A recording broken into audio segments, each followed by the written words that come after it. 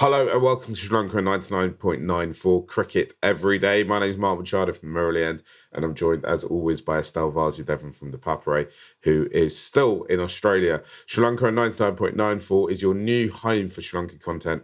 We're dropping into your podcast feed on YouTube or the 99.94 app several times every week. So please do rate, review, subscribe. Thank you for joining Cricket's conversation.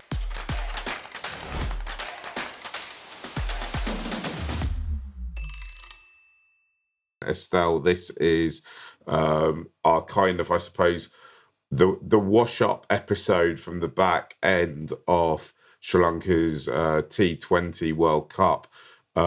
Sadly, we mentioned this at the end of, at the beginning of our T20 review that one of the Sri Lanka squad, Danushka Gunatilaka, has been arrested and has been charged. He hasn't been granted bail.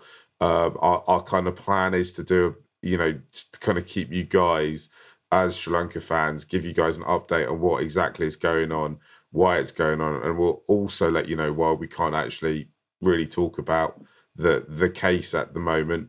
But before we do that, though, Estelle, you're in Adelaide at the moment, getting ready for the semi-final and finals, right?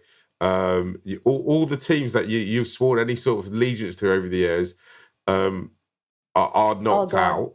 So all gone. All gone. What are you what are you hoping for the next couple of games?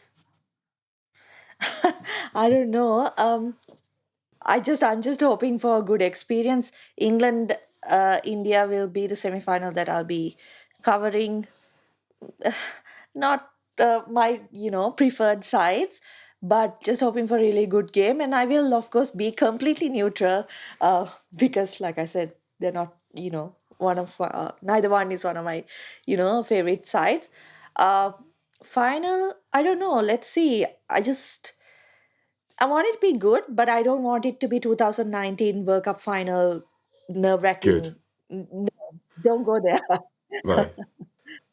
I like that ending. I thought it was good. That's a good way to end the tournament. That's because you live in England. Yeah, I know, but yeah, I just like super overs. They're the best. I thought we were going to get a super over against England actually the other day. I thought Oh that Sri yeah, Lanka game looked to me like, oh, this has got super over written all over it. But sadly, we the haven't English had got any this World Cup, have we? no, no, not yet, Sad. not yet. There's still plenty of time to go. Plenty of time. Anyway, let's get back to Sri Lanka, right? So it was quite a grisly ending for us. I think the first thing we need to do is we need to explain what contempt of court is.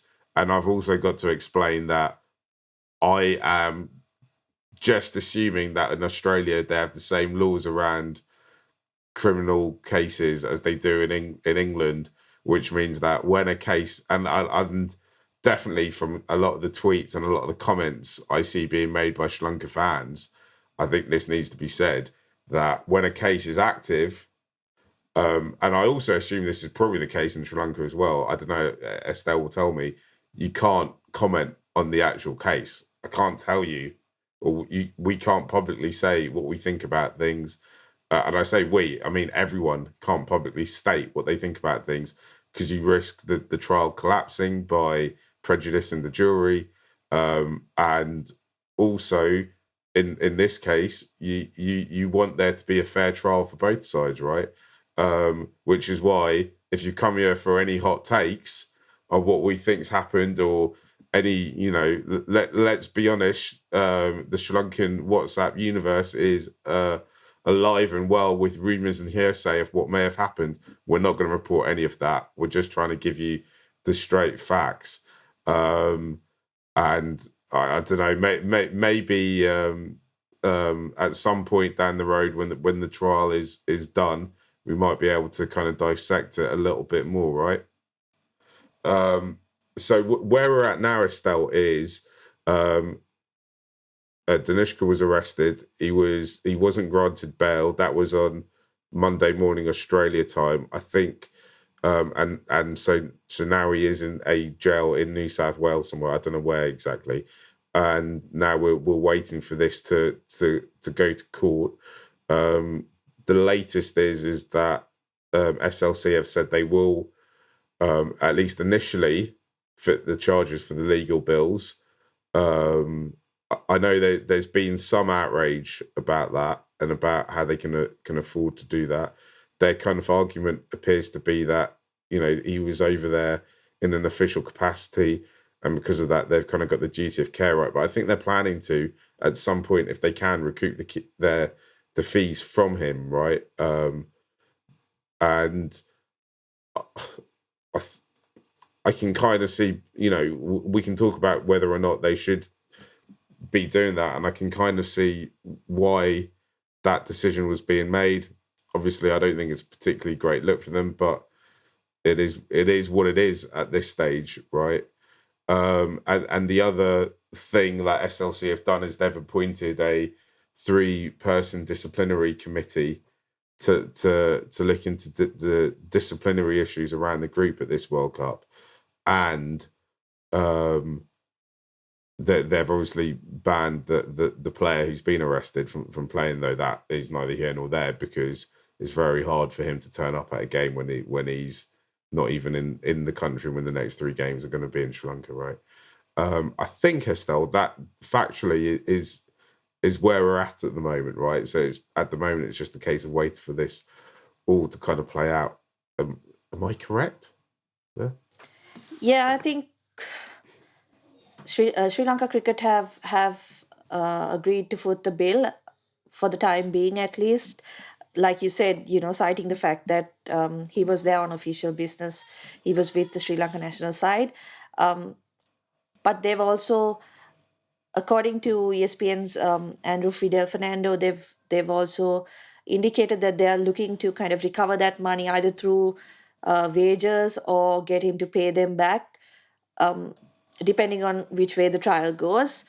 So I don't know. Like you said, it's not a very good look on Sri Lanka cricket, but you can also understand what the thinking behind it is. Apart from that, yeah, the disciplinary committee is going to look into a few other incidents that have been reported. I don't know. Like you said, I don't think we're in the best position to kind of comment on rumors like that. But they will be looking into certain incidents that have apparently happened, and then give kind of a recommendation like they did after the Durham incident. Hopefully, Sri Lanka cricket this time will take the recommendation. They didn't last time, so yeah. So we'll have to see how it pans out. From what I heard, the case is expected to go to court only in January. So there's just like over 1.5 months to go for it to actually go to court and for something conclusive to happen. So we don't know what will happen in between that time. We don't want to give our opinions right now, or at least I don't Well, want obviously, to. we don't really have an opinion till all the truth comes out. Yeah, We don't know yeah. what to say, right? So we'll have to wait and see. I know a lot of people have been asking me about it as well, and when we'll be recording something on the incident. But just feel like just sticking to what we know right now, know for sure, is the best way to go forward. Yeah, and let justice take its course. There's a few other bits of Sri Lankan news that we need to talk about. So we'll take a quick break there, and let's talk about the T20 rankings when we get back. You're listening to Cricket's Conversation on 99.94. Whatever your team, we have the show for you on podcast, YouTube, or on the 99.94 app. We have India, England, South Africa, West Indies, and now Sri Lanka covered. If you want to find us, the best way is to follow us on social media at 9994DM by downloading the 9994 app or Google 99.94 on podcast. We speak cricket.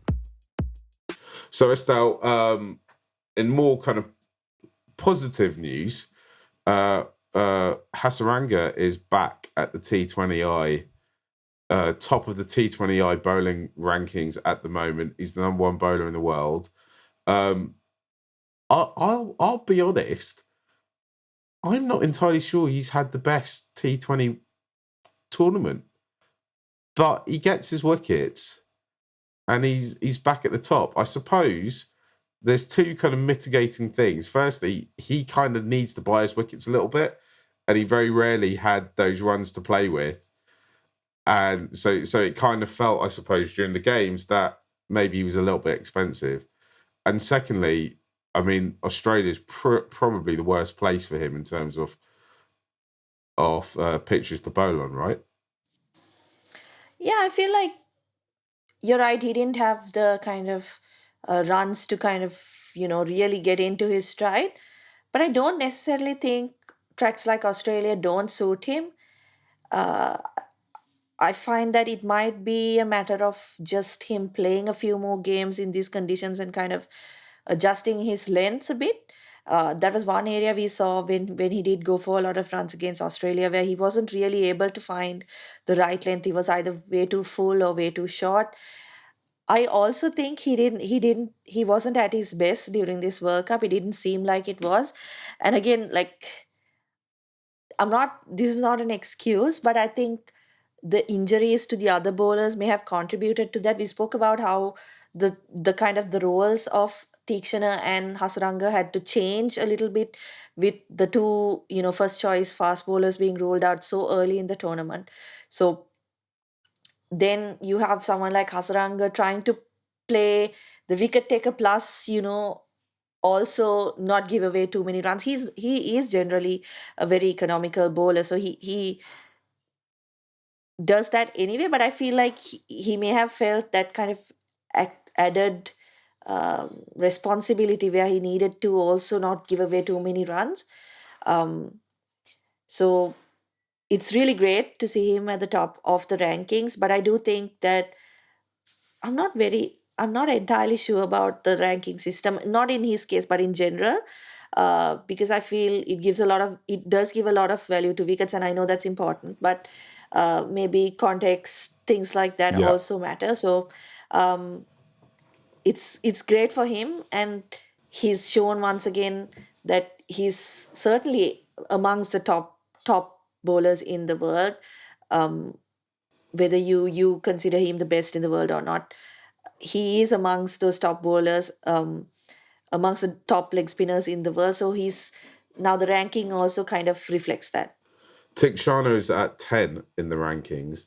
Actually, if you look at the ratings point, so the point system that they use, Tikshana is 10th, but he's only about 50 points behind Hasaranga. So there's not a huge amount of difference in terms of, that's I don't know exactly how the point system works, but I think that's basically just the volume of wickets that Yeah. Hasaranga's got is the difference between them.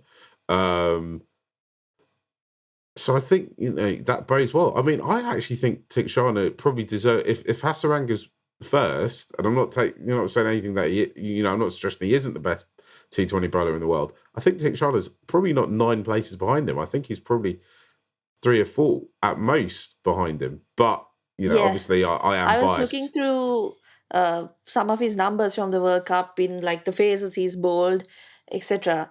The only thing with the difference between the two is that Hasaranga tends to get more wickets. But I do think Tikshana bowls in tougher situations. He is used in every game in the power play for at least 1 over, and he is used in every game between the 15th and the 20th over. So he does bowl in tougher phases of play, I would say, in comparison to Hasaranga. Hasaranga also did bowl in the death in the last couple of games, and I think that kind of worked in his favor, where he picked up a few wickets. But you're right. I don't think Tikshana is that far behind. I just think that the roles they play for Sri Lanka are so different, and Yeah. it works so well because both of them are kind of invested in those roles and not trying to do, like, Tikshana is not going in there trying to bowl like Hasaranga and get like 3 wickets every over, whatever. He is looking more at, keeping runs down, putting that pressure on from one end, and then, the other guys are reaping the rewards from the other side. So just the pair of them, I think, work really well. And Tikshana, in my opinion, I think I said this before, and you shot me down, but I still do think that people are kind of sleeping on him, that they don't kind of see the value he has for Sri Lanka, because like I said, he's bowling in the toughest periods of the game regularly, and he's I think his economy is less than 6.5, something like that. So definitely not as far as, I mean, 9 places behind Hasaranga, but I don't think they should take this. I mean, celebrate, of course, that you're number one or number 10 or Yeah, whatever, yeah. but I don't think it should, you should base your value on that, because obviously both of them are invaluable to Sri Lanka cricket. And I'd like to look at data before we move on. I'd like to look at some data about what exactly happens when Hasaranga bowls his, what we call the snake ball, what Indians call the Nagin ball, and what Australian commentators call the collapser. The collapser is the worst name. Is that what they call it? I That's what they were thought calling it on the commentary. When he first bowled it, that was during Sri Lanka's bilateral against Australia, and I think Shane Warne called it the Undertaker.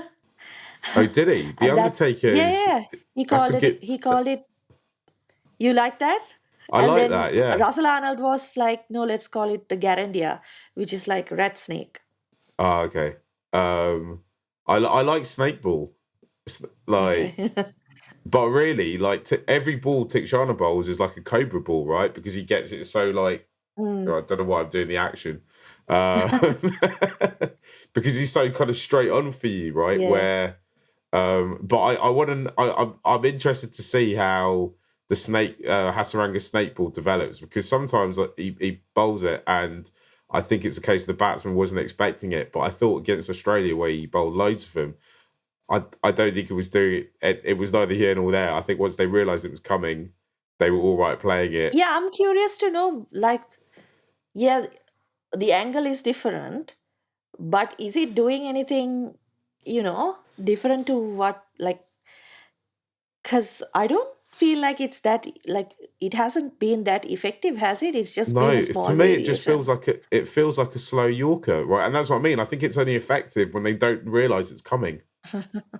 Yeah, and then because there was one over against Australia where I think he bowled 3 in an over, the last 3 balls, and the first one was effective. So obviously he does it again, and then they were kind of like, all right, I'm used to this. I think they got like a run off it, and then the third one, I think they hit a boundary off it. I think that's what happened. So you're like, well, I don't know. But it does. I think it does look quite cool to bowl. So I'm not suggesting you shouldn't bowl them anymore. And also, Yeah, it with looks cool. it looks cool, which is the most important thing, right? Yes, absolutely. And I back him to develop it into something that will be a wicket-taking ball, or at least something that develops. A dot ball is almost as valuable as a wicket-taking ball in T20 cricket Yeah. sometimes. So if that works, then let's do it. Let's take a quick break. When we come back, let's look ahead to what the rest of the month might look like for Sri Lanka.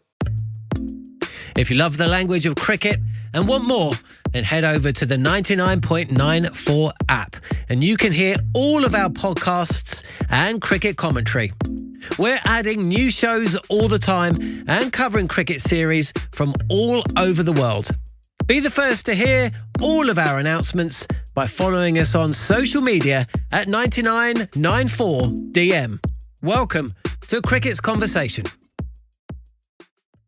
So Estelle, I think now that this T20 World Cup is over, the focus turns to 50 over format. There's a World Cup next year. As it stands, Sri Lanka are at risk of having to go out to, I think it's Zimbabwe, to qualify to the qualifying tournament, which will be in June or July.